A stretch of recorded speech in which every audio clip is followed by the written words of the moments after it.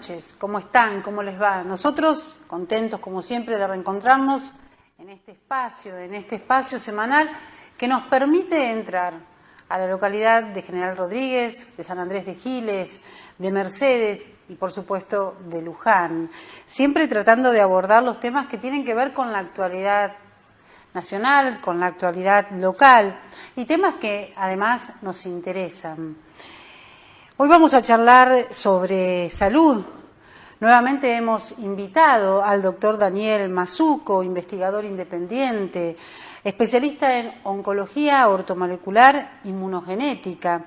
Con él vamos a hablar acerca de las enfermedades inmunomediadas que hoy están tan presentes entre nosotros y vamos a hablar también el gluten, el gran disparador de las enfermedades metabólicas.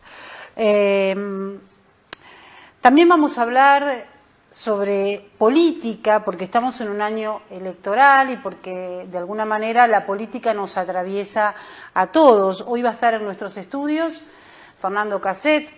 Fernando es presidente del Consejo Deliberante de nuestra ciudad, además es presidente de la Unión Cívica Radical aquí en nuestra ciudad y además es precandidato a intendente por el espacio Todos por el Cambio. Sobre estos temas toda esta temática vamos a charlar hoy en este programa, en este nuevo programa de Somos. Yo los invito a que hagamos una pequeña pausa publicitaria, no se vaya, quédese, porque ya viene y ya está en nuestros estudios el doctor Daniel Mazzuco.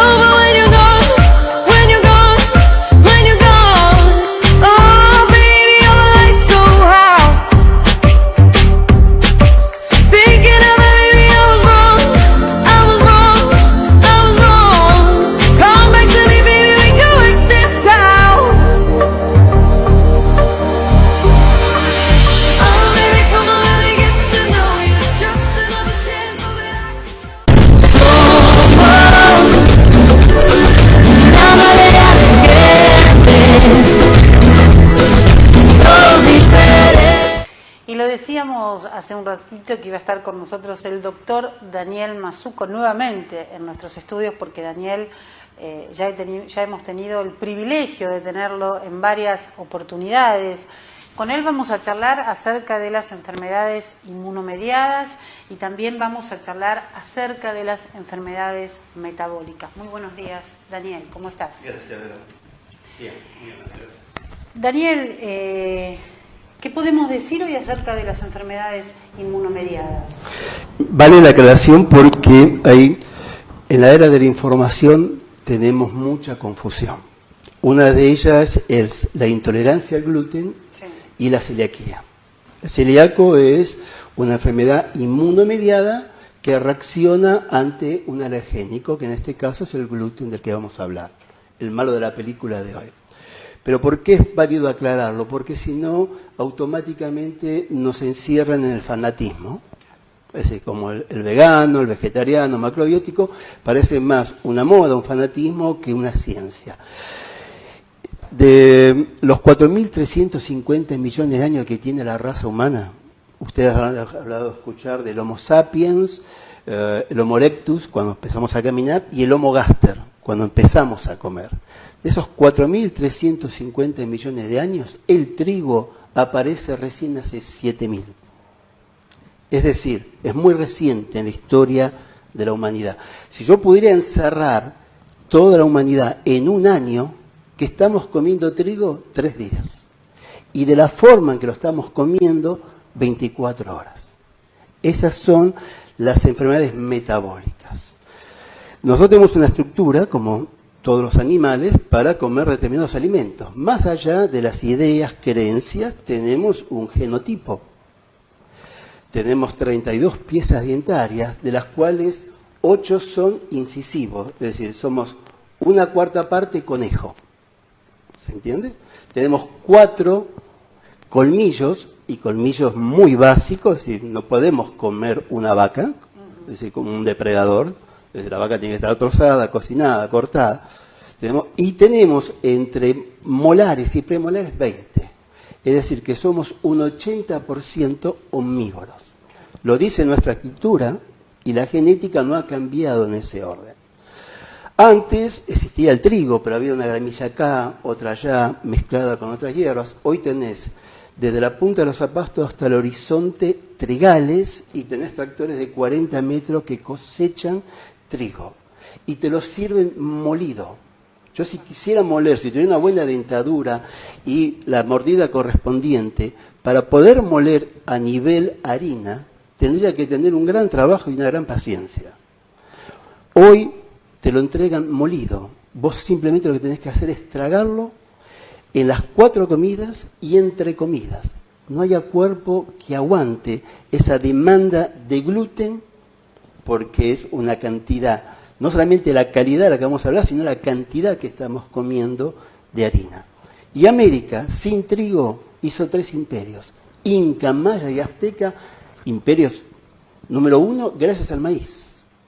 Es decir, que el trigo, de la forma en que lo estamos comiendo y de la forma en que lo estamos acompañando, que los que antes hablamos de estas 4 muertes blancas que hablaba la medicina, es la harina, el azúcar, la leche y la sal. Vos fíjate que la palabra refinado, cuando hablamos de las 4 muertes blancas, es porque está todo refinado. El azúcar, la harina. Si vos tomás la palabra refinado, le tapás la R y queda finado. ¿Sí? Que no es gracioso ni es un juego de palabras. Y si le pongo la re, es que está refinado. Es decir, que está muy muerto, no tiene ningún tipo de nutrientes. Lo único que hace es difundir al cuerpo y el cuerpo tiene que hacer con ello lo que puede. Y se guarda en la papada, se guarda en la panza, se guarda en los glúteos, en los trocanteres, en los brazos, en cualquier forma, en el hígado, porque es una cantidad, una enormidad. Pero como si fuera poco, esta industria de los no alimentos, pseudoalimentos, porque lo que es comestible no siempre es alimento, hay que separarlo muy bien. Que sea comestible no significa que sea nutricional. Junto con los medicamentos y los armamentos, lo que más ha crecido a nivel mundial es el fast food, la comida rápida. Por lo cual estás hablando de una industria que está hecha para ganar dinero, no para dar salud.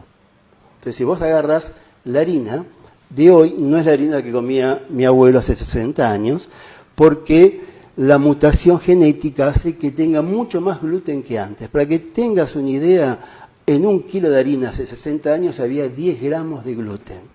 Hoy tenés 50 veces más. Es decir, en el mismo kilo de harina tenés más de medio kilo de gluten. Por lo cual, aunque vos estés comiendo la misma cantidad de harina, estás comiendo 50 veces más la cantidad de gluten. Y como premiamos el gluten, a nosotros nos gusta ver cómo la pizza se estira, cómo el pan es esponjoso, vos con una baguette podés espadear y no se rompe. Nosotros premiamos al gluten y como somos un país muy permeable en muchas cosas, e incluso le damos la posibilidad al maestro panadero de utilizar gluten por demás, amén del que ya viene la semilla, para darle a ese pan lo que nosotros queremos, esa esponjosidad, esa forma de expandirse que lo que hace es expande en nuestro cuerpo. Ese es el gran daño que tenemos hoy, que no es por la harina, sino por la manipulación y los agregados comerciales que eso tiene. Sí, y vale agregar además, Daniel, que nosotros comemos harina permanentemente, porque en todas las comidas que uno hace, en las 4 comidas y entre comidas, porque son las colaciones, sí. Es el maxi kiosco. Cuando vos entras, siempre digo lo mismo, cuando vos entras a una panadería, salvo la manija de la puerta, todo lo que podés tocar y adentro está formado no solamente por harina, azúcar, sal, porque hoy un alfajor tiene sal y tiene azúcar, ¿se entiende? Sino con colorante, espesante, saborizante, todo lo que hace a la química que le da esos formatos, olores y colores. Es decir, vamos agregando aún más químicos a la desgracia que ya es esta invasión del gluten. Si tuviéramos que hablar de prevención en cuanto a esto, porque es un tema, digamos, complejo, la forma de alimentación, sobre todo cuando todo está tan apuntado y como decís vos, está como servido en bandeja. Y sí, porque vos con agua y harina, con 2 elementos muy económicos, vuelvo a repetir, haces un desarrollo con esos químicos agregados que obviamente deja mucho dinero porque es muy bajo el costo, es muy fácil la realización. Entonces, ¿tenés formas? Sí, muchísimas. Pasa que tenemos una costumbre, una cultura que vamos hacia ello, no tenga la menor duda. Es decir, vos sabés que el famoso TAC, que lo habrás leído, que sí es patrimonio del celíaco, porque él tiene una enfermedad inmunomediada, por lo cual el gluten, y aparte vale aclarar que el gluten no está en la harina, es decir, forma parte del cuerpo de la harina, pero a lo que la creencia, tú sabes que las creencias populares tienen más fuerza que la ciencia. Uno dice, la harina tiene gluten, sí, pero no es el problema del gluten. El gluten se fabrica en la mesada de la cocina. Cuando vos mezclás agua, unís 2 moléculas, que es la glutamina y la gliadina, y ese es el gluten que es dañino para nuestro cuerpo. Transforma al intestino, que es una toalla. Tú sabes que cómo nos alimentamos nosotros con un circuito hepatogastrointestinal, que es reducir el alimento en la boca, porque el estómago no tiene dientes. Entonces, eso de que hay que masticar, salivar, obviamente es que es verdad, porque la saliva tiene tialina, que hace que vos asimiles hidrato de carbono. Al estómago le llega la comida masticada, pero no digerida, y ahí comienza todo un circuito enzimático. Depende de lo que vos comas, tu estómago genera ácidos para degradar. Nosotros necesitamos degradar los alimentos para poder asimilarlos. El páncreas segrega enzimas, proteasa, lipasa y amilasa, de acuerdo a lo que vos comas. El hígado genera bilis, está la famosa flora intestinal, más la microbiótica intestinal. Todo eso se maneja gracias a una palabra mágica que se llama enzimas. Por eso los fermentados son tan buenos, porque están cargados de enzimas. Entonces nuestra genética es pobre de enzimas para determinados alimentos. La tialina, que es una enzima para cuajar la leche, está en los bebés hasta los 9 meses. Cuando salen los primeros dientes se pierde. Y no tiene lactasa para asimilar la lactosa de la leche. Es más, nosotros tenemos quitina, que es una enzima que ha demostrado que el hombre ha comido insectos durante toda su historia. Pero no tenemos ni glutamina ni gliadina para asimilarlo. Es decir, aunque no esté modificado genéticamente de acuerdo a tu etnia, también trae problemas de asimilación, no por cantidad, sino también por calidad. Se juntan ambos 2 circuitos en etnias que no están preparadas. Por eso digo, te decía, si vos cerrás la historia de la humanidad en un año, que estamos comiendo harina de trigo 3 días y de la forma que te lo dan en harina para que vos lo tragues directamente, que no tengas que involucrar todo este proceso enzimático que no las tenés y no las involucras. Entonces le estás invadiendo al organismo algo que el organismo no puede hacerse cargo de ello. Y esas son las famosas enfermedades metabólicas, porque pertenecen obviamente al metabolismo, a este circuito enzimático que yo te estaba mencionando. Daniel, toda esta forma de harina, todo este tipo de harina, por mencionarlo de alguna manera, también genera adicción. Yo he escuchado a mucha gente que dice que tiene como dependencia a comer harinas. Bueno, ese ya es otro renglón todavía más sensible. Las carbohidratos se llaman carbodrogas. La experiencia de las ratas de dar agua con cocaína para hacerlas adictas, luego darle agua con azúcar, también para hacerlas adictas al sabor, y dejarlas nuevamente libres a su elección, el 80% eligió el agua azucarada. Claro. Es decir, el azúcar es mucho más adictiva que la cocaína 100 veces. Y no conforme con eso, mira, Francia, que era el país que ostentaba mejores figuras en lo que es el fenotipo y el genotipo. El genotipo es la herencia y el fenotipo lo que tu costumbre hace. Recuerdas que los franceses eran delgados. Sí. Bueno, es el mayor productor de azúcar a nivel mundial. Es decir, esta modalidad ha hecho que vos vayas cambiando costumbres y vayas caminando dentro de un circuito que es el de la pseudocultura nutricional. Pero quería aclarar esto que se me estaba olvidando. Cuando vos ves los productos TAC con la sigla, es trigo, avena, cebada y centeno, que es lo que está prohibido, entre comillas, al paciente celíaco porque tiene gluten. Bueno, la avena no está prohibida. La avena, que es el mejor alimento que puede comer un ser humano, lo puede comer el celíaco. Lo que sucede es que la avena no tiene gluten, tiene avenina, pero como nosotros no somos cuidadosos del suelo, hoy plantamos soja, mañana trigo y pasado girasol, es la famosa contaminación cruzada que allí tenés mezclada en la avena espigas de trigo. Entonces, por las dudas lo pusimos. Pero vale aclarar que la avena es apta para todos, tenemos las enzimas para asimilarla y no es dañina al diabético. Lo es en la forma que se consigue. Pero si fuera pura, no tiene gluten, tiene avenina y es uno de los mejores alimentos que el ser humano puede comer. Ahora, qué tarea difícil, Daniel, ¿no? Romper con toda esa estructura de la alimentación para volver a encauzarnos de alguna manera en algo que sea sano. Mira, yo tenía un profesor que decía, uno se cambia por convicción o por desesperación. Es decir, vos cambiás ante la noticia de una enfermedad o ante la información. Yo en mi libro hablo de las 4 C de la curación, y si querés también son 5.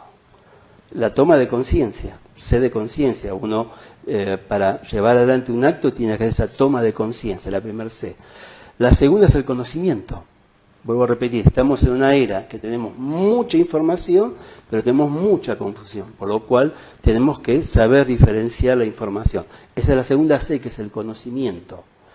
El tercero es el cambio. Si vos no estás dispuesto a hacer un cambio, como decía Albert Einstein, si querés resultados distintos, no hagas siempre lo mismo.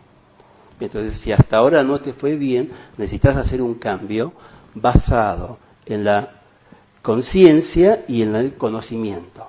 Esa es la tercera C.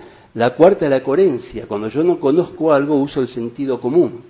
Y si de esta forma veo que hay gente que le está yendo bien, bueno, tengo que probar este camino. A mí cuando me dicen, yo quiero probar esta dieta nueva tuya. No, no es la dieta nueva.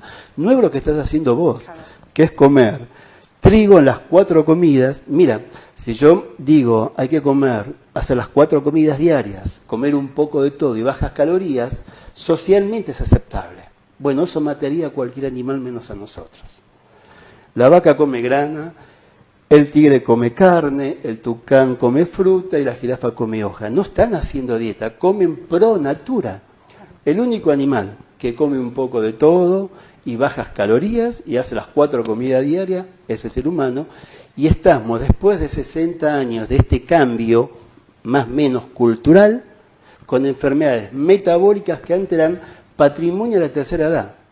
Esto lo hablábamos muchas veces. Cuando vos eras chico, diabetes, colesterol, hipertensión y las enfermedades oncológicas a las cuales me dedico eran patrimonio de la tercera edad. Hoy la tenés enclavada en un chico de 10 años. Ahora, Daniel, digamos, para modificar toda esta cultura, para romper con esto. También acá, más allá de la conciencia y del criterio de cada individuo, también tiene que ver con una cuestión del Estado y de generar desde arriba, ¿no?, esta forma de alimentación que no sea tan ficticia, por decirlo de alguna manera. No, es ficticia, somos seres sistémicos y pertenecemos a un sistema, con algunas cosas buenas y con otras malas. Bueno, este crecimiento gastronómico, que voy a repetir, que sea comestible no significa que sea nutricional. Este crecimiento hace que nosotros consumamos este tipo de comida en estas 4 mezclas de las que estamos hablando hoy. Entonces, la información hace que vos tengas noción de que por este camino no vamos bien. Y la idea es morir joven lo más tarde posible. Pasa que estamos acostumbrados a que a determinada edad nos tiene que doler el cuerpo, a determinada edad tenemos que tener determinadas patologías, porque también pertenece al patrón cultural. Daniel, muchísimas gracias. No, al contrario. Un placer charlar con vos, como siempre. Buenas tardes, gracias a vos. ¿Verdad? Nos reencontramos en un ratito nada más.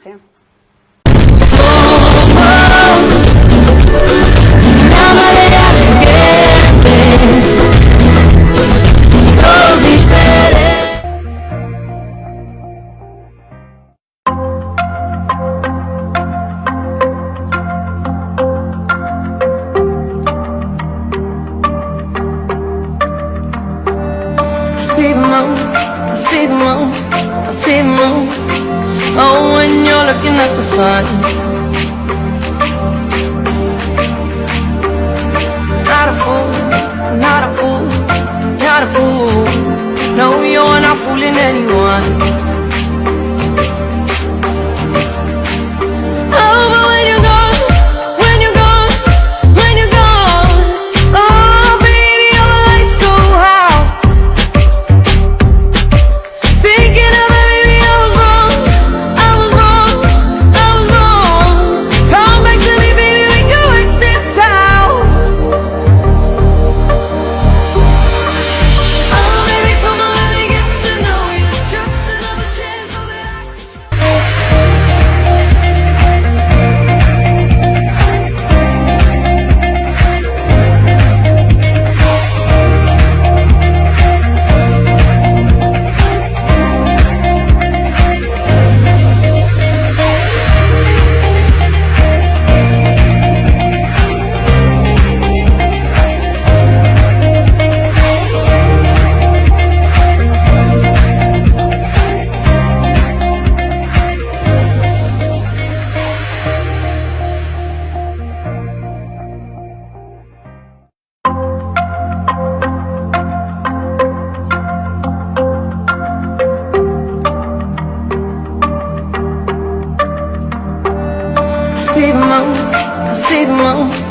see the moon.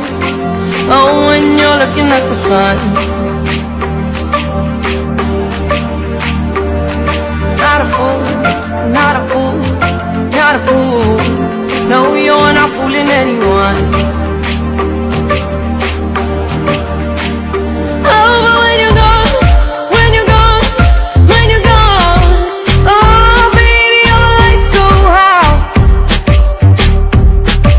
Thinking of that, baby, I was wrong, I was wrong, I was wrong. Come back to me, baby, we can work this out. Oh, baby, come on, let me get to know you. Just another chance so that I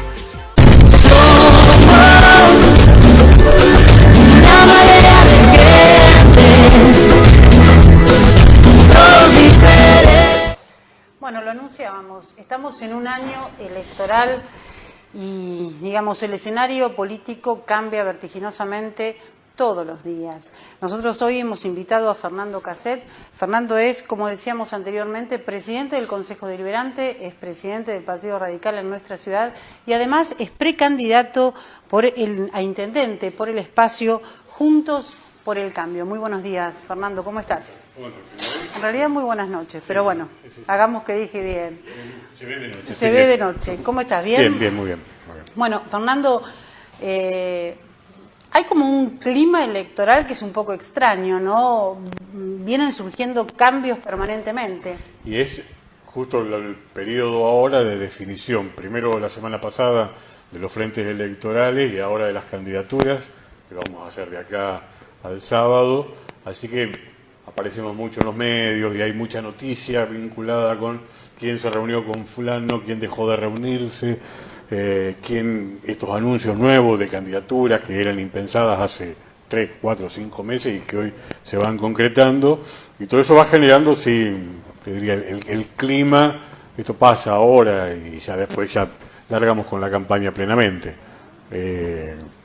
No me parece mal, y digo, siempre pasa, siempre cuando llegan, vos pensás que 60 días antes de las primarias es cuando se cierran las candidaturas. Nosotros el sábado, ahora 12, tenemos que presentar todos los sectores de todos los partidos, tienen que presentar los candidatos.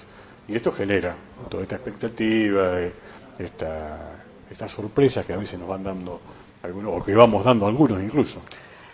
¿Qué es lo que va a pasar en Luján? Porque, digamos, hoy, en lo que es el espacio de Juntos por el Cambio, hoy, digamos, hay varios frentes. ¿Qué es lo que va a pasar, Fernando? ¿Se va a lograr? Se está intentando una lista de unidad, claro, obviamente. Claro. Nosotros somos, al menos hay 3 o 4 sectores que han anunciado su pretensión de llevar el candidato a intendente. Nosotros venimos trabajando desde el radicalismo desde hace bastante tiempo, desde que el año pasado, en el 2018, conformamos un frente único dentro de la interna de nuestro partido. Nos planteamos llegar a esta instancia pudiendo ofrecerle al Frente Cambiemos no solo una candidatura, porque el candidato cualquiera puede proclamarse o proponerse, sino una idea de cómo gestionar Luján, claro, de cómo resolver problemas crónicos que tiene Luján, de resolver cuestiones que no han sido resueltas en estos años y cómo poder generar de nuevo la posibilidad de que la gente de Luján pueda volver a confiar en nosotros para un nuevo periodo. El panorama hoy te muestra, ya digo, no menos de 3 o 4 sectores que están también planteando una propuesta. Yo creo que estamos haciendo todos los esfuerzos, vamos a intentar con todos los amigos de todos los demás partidos de ponernos de acuerdo en una lista de unidad. Hoy lo veo un poco más complicado porque veo que hay sectores que no sé si tienen toda la vocación de diálogo que exige un momento como este, y con quienes no nos podamos poner de acuerdo dirimiremos o resolveremos la controversia en las primarias del 11 de agosto. De todas maneras, Fer, esto tiene que ver con el juego de la democracia. Obviamente, ¿no? Obviamente. Nosotros veníamos acostumbrados, tanto en el 2011, en el 13, en el 15, en el 17, a que nos podíamos sentar en una mesa y sabíamos cuáles eran las cuestiones que nos vinculaban, aquellos acuerdos básicos que nos habían hecho constituir el frente, y los privilegiábamos por sobre las diferencias, y sabíamos que en definitiva las candidaturas son algo circunstancial, claro, es elegir hombres y mujeres que puedan encarnar en ese momento la representación de este espacio. Bueno, en esta vez se ha complicado más. Yo creo que tiene que ver con que hay distintos sectores que tienen o creen que tienen aspiraciones legítimas, por supuesto, y que tienen que reivindicarlas, incluso al punto de poder conformar una lista para poder enfrentar en una primaria. Fernando, en cuestiones que tienen que ver con Luján y hablando quizá de una futura gestión, ¿cuáles son los aspectos de Luján que más te preocupan y qué crees vos que es lo más inmediato a resolver? Yo distinguiría me parece que hay un montón de cosas inmediatas que hay que hacer rápidamente, y ojalá podamos lograr incluso algunos consensos para que puedan ser instrumentadas incluso antes del 10 de diciembre. Pero después yo distinguiría, dentro de lo inmediato, hay cosas como más visibles, más que necesitan un impacto más rápido, y otras que son de trabajar muy lentamente para conseguir objetivos más lejanos. Lo más inmediato es que debemos devolverle, me parece, al municipio una capacidad de rápida respuesta frente a reclamos muy esenciales que tienen que ver con la calidad de vida de nuestros vecinos.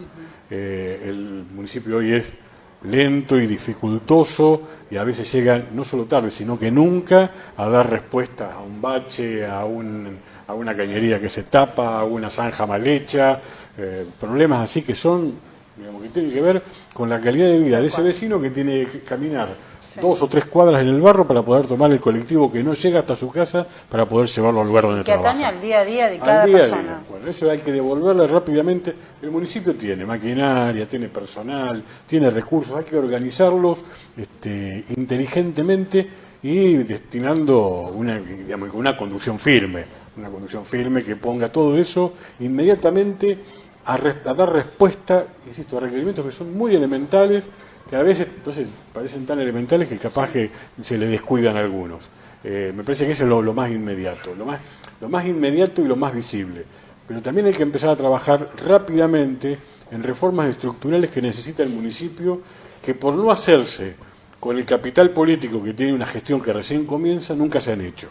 Una reforma administrativa que ponga al Estado en contacto directo con el vecino en su lugar, en donde vive, que el vecino pueda resolver la mayor parte de sus problemas con una inmediatez, con un Estado bien presente, bien cerca del lugar donde vive. Una reforma tributaria que haga que todos paguemos en función de la capacidad contributiva que tengamos y no según el lugar donde vivimos o algunos otros parámetros que hoy se toman y que no son criterios de justicia tributaria.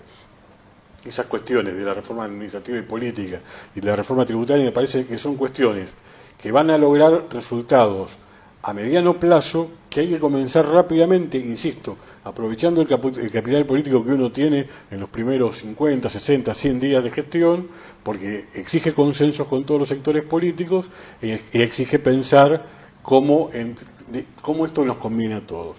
Y junto con esto, como en un intermedio, yo ubico 2 grandes deudas que tiene el municipio con los vecinos, que es empezar a resolver cómo recolectamos, cómo separamos, cómo recolectamos y cómo tratamos y disponemos finalmente nuestros residuos, sobre todo los que generamos en nuestras casas, y cómo podemos tener una política definitiva, ya lejos de los diagnósticos, lejos de los programas en materia turística, que nos convierta definitivamente en un lugar que a partir del desarrollo turístico genere trabajo legítimo, que nuestros vecinos puedan trabajar en el lugar donde viven y que no tengan, como lo vemos todos los días, que subirse a un colectivo para viajar 2 horas a Campana, a Pilar, a Zárate, para trabajar 8 horas y después tener otras 2 horas para volver a su casa, a dormir, a comer y a dormir. Me parece que estos es poner ahora en acciones y en programas concretos estas cuestiones, de modo que rápidamente nos pongamos a trabajar. No puede haber, en la próxima gestión, no puede haber tareas que se empiecen en un momento y otras diferidas en el futuro. Hay que comenzar con toda una batería rápida de acciones. De algunas cosas tendrán que verse los resultados en forma inmediata. Que las calles estén limpias, están arregladas, tiene que ser inmediato. Que tengamos un plan turístico, lo podremos ver, hay que trabajar desde el primer día, se podrá ver un poquito después. Pero la reforma administrativa puede demorar un poco más, pero todo tiene que comenzarse rápidamente. Fernando, seguramente vos vas a coincidir conmigo en esto. A veces tiene que ver con una cuestión económica, pero a veces también tiene que ver con decisiones políticas que no se toman. Con decisiones, con vocación, con voluntad. Gestionar el municipio exige que uno viva exclusivamente para eso. Y hay que estar dispuesto para eso y disponible para eso. Hay un esfuerzo muy grande. Luján es una comunidad grande y una comunidad donde hay grandes necesidades. Tenemos vecinos que están con grandes requerimientos, que necesitan mucho del Estado y que el Estado tiene que volcar toda su energía, la inteligencia y todo el trabajo. Hay mucho por trabajar, A mí me parece que es verdad esto que vos decías. Una cosa es los recursos que no siempre están y que a veces son menos de los, o muchas veces son menos de los que uno necesita, pero con mucha vocación, con mucho ingenio, con mucha inteligencia y con mucho trabajo, creo que se puede complementar a veces la falta de recursos. Sí, porque en realidad uno tiene que pararse frente a un Luján nuevo que ha tenido un crecimiento importante. Sí. Y que no ha tenido tampoco la mejor planificación. O sea que eso también dificulta permanentemente, ¿no? Bueno, y genera un problema más. En ese sentido, estamos muy satisfechos porque hemos podido por fin lograr la convalidación de la provincia del COU. Sí. El COU, que es el Código de Ordenamiento Urbano, que nos va a permitir, digamos que no es una foto de un momento, sino que tiene que ser la base a partir del cual empecemos a lograr los desarrollos que necesitamos. Pero hoy teníamos reglas, las pocas reglas claras que estaban, tienen 40 años de vida porque son del año 78-79. Y mucho otro que no está, que no pudo haber sido previsto hace 40 años, estaban en una nebulosa. Bueno, ahora esa nebulosa, que fue la que hizo que hubiera esta planificación desplanificada o este crecimiento sin organización y sin orden, bueno, vamos a poder revertirlo con reglas claras que van a ser conocidas por todos y poder aprovechar todas esas potencialidades para el mejor crecimiento. Es verdad esto que vos decís, esto de Luján creció desorganizadamente. Nosotros tenemos, lamentablemente, Luján tiene hoy urbanizaciones que están tan lejos de otras urbanizaciones que le implican al Estado un costo enorme o gran dificultad en llegar con los servicios, o que directamente no llega. Y eso significa una demanda que va creciendo, y que cuando esa demanda más crece el enojo. El vecino que pide al primero, segundo, tercer mes que no obtiene la respuesta, se enoja, y se enoja legítimamente. Entonces, bueno, ahora muchas de esas cosas no podrán pasar porque el crecimiento deberá ser más ordenado, pero igual además habrá que darle, esto que decíamos al principio, una capacidad de respuesta del municipio para que ese vecino, que no tiene la culpa de estar viviendo donde está viviendo, pueda vivir en condiciones de igualdad con quienes están en otra zona geográfica de Luján. Fernando, muchísimas gracias. Por favor, Eugenia, un gusto como siempre. No, por favor, gracias a vos, y vamos a ver qué es lo que sucede. Bueno, ¿no? sí. Todavía faltan 5 días. 5 días para esto y 5 meses para lo otro. Nosotros nos vamos, nos reencontramos la semana que viene acá en este mismo espacio de Somos. Gracias. Somos una marea de gente.